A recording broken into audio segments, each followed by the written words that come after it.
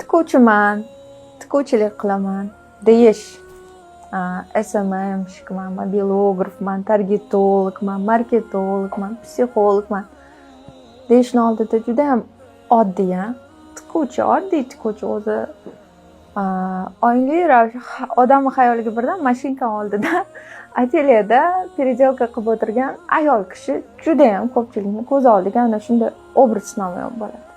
Lekin shuni bilingki, siz eng qadimgi kasblardan birini egasisiz. Ya'ni Qur'oni Karimga tushgan kasblardan biri sizni qalbingizga solingan.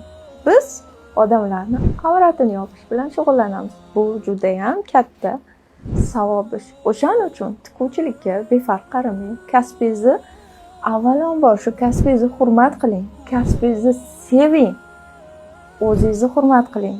Shu kasbni qilayotgan qo'llaringizni o'ping. Chunki biz juda ham katta savob ishlarni qilyapmiz.